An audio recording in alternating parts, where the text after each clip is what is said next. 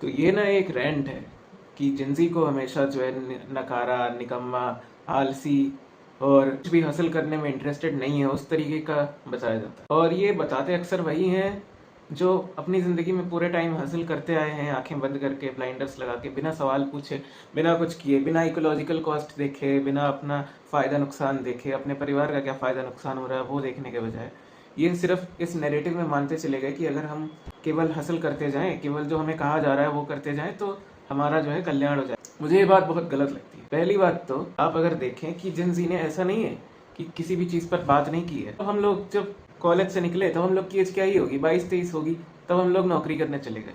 ठीक, वहाँ पे हमने कुछ लोगों ने नौकरी करी, जो कॉर्पोरेट है उसमें दिक्कतों का सामना करना पड़ा काफ़ी लोगों को, क्योंकि मैनेजर से मेल नहीं खाते थे। मैनेजर्स चाहते हैं कि हम अपना पूरा टाइम जो है कंपनी को समर्पित कर दें। उनके दिमाग में कोई कॉन्सेप्ट ही नहीं है कि वर्क लाइफ बैलेंस भी कुछ होता है। उनको केवल शेयर होल्डर वैल्यू से मतलब है। और मजे की बात कि वो खुद शेयर होल्डर है भी नहीं। सर्विट्यूड इतना इतना अंदर तक घुसा हुआ है इनके कि ये चाहते हैं कि हर कोई गुलाम बन के रहे। और जेन ज़ी जब इस बात को नकारता है तब इन्हें चुभती है वो बात कि हमने अगर सर्विट्यूड को मान लिया है बिना क्वेश्चन किए, तो तुम कौन होते हो ना मानने वाले? तुम्हें भी मानना पड़ेगा। और इसीलिए अपनी सीनियरिटी यूज करना चाहते हैं। मैं यहाँ सबकी बात नहीं कर रहा। कुछ ऐसे मेंटर्स भी होते हैं, कुछ ऐसे लोग भी होते हैं जो वाकई में गाइड करते हैं, जो बोलते हैं कि हाँ काम चलता रहेगा पर जिंदगी रुकेगी थोड़ी ना काम की वजह से, जिंदगी भी तो है। ऐसे लोगों की बात मैं नहीं कर रहा हूँ।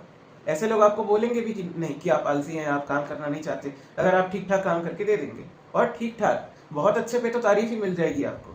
बात उनकी है जो क्रोनी कैपिटलिस्ट के तौर पर जो मैनेजर्स टाइप के होते हैं, जो मिडिल मैनेजर्स होते हैं मोस्टली, उनका कैसा होता है कि वो केवल आपसे बात करेंगे इस विषय में कि काम किया कि नहीं किया, घर पे जाके पीपीटी बनाओ, इधर ऑफिस में देर रात तक रुको, तभी तो तुम्हें पता चलेगा कि हसल क्या होता है। तो इस चीज से मुझे बहुत ही सख्त नफरत है। हमें अब जेन जी को ब्लेम ये किया जाता है कि जेन जी हासिल करना नहीं चाहती है, जेन जी जो है कोई काम नहीं करना चाहती। अरे मेरा सवाल है कि हम क्यों करना चाहें? हमें दिख रहा है हमारी इकोलॉजी पूरी तरह से डिस्ट्रॉय कर दी गई है।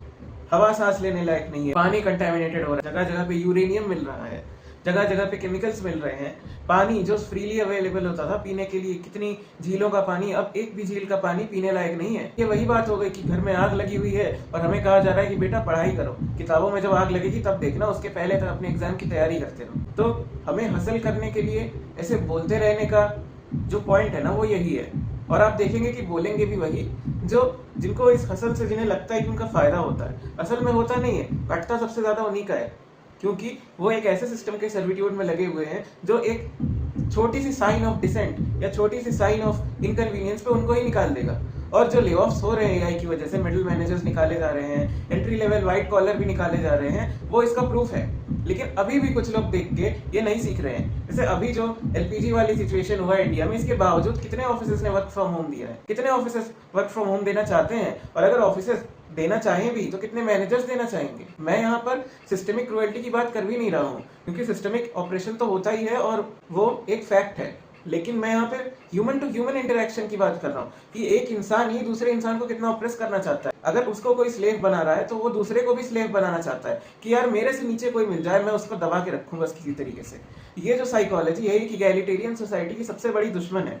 तो इगैलिटेरियन सोसाइटी की दुश्मन अगर कोई चीज है तो इसका मतलब है कि उस सोच को हमें धीरे धीरे खत्म करना होगा। और जेन जी को नकारा कहने वाले लोग, जेन जी ने अरावली के लिए भी आवाज उठाई थी। जब अरावली को अजीब तरीके से 100 मीटर वाली रेंज जो डेफिनेशन बताई गई, तब जेन जी ने भी आवाज उठाई थी। तो जेन जी को आप किस हिसाब से नकारा कह सकते हैं? मैं ये नहीं कह रहा हूँ कि जेन जी में सब अच्छे होंगे या सब बहुत काम के होंगे। तो ये बात तो मिलेनियल्स पे भी लागू होती है, ये बात तो बूमर्स पे भी लागू होती है ना। कोई जनरेशन यूनिवर्सली सही या गलत नहीं होता, अच्छा या बुरा नहीं होता। जनरेशन में अच्छे लोग भी होते हैं, बुरे लोग भी होते हैं। इस चीज को एक आइडेंटिटी बना देना कि हाँ तुम जेन जी हो तो तुम बुरे होगे, और तुम मिलेनियल हो तो तुम अच्छे होगे, और तुम बूमर हो तो तुम बहुत अच्छे होगे, ये तो बहुत ही बेवकूफी वाली बात है। आप थोड़ा सा पता कीजिए कि रॉल्स लॉ ऑफ इग्नोरेंस क्या होता है, जिसमें जस्टिस देने के लिए हम किसकी पहचान क्या है, किसका रुतबा क्या है, किसका ओहदा क्या है, वो पता किए बिना जस्टिस देते हैं ताकि निष्पक्ष न्याय हो सके।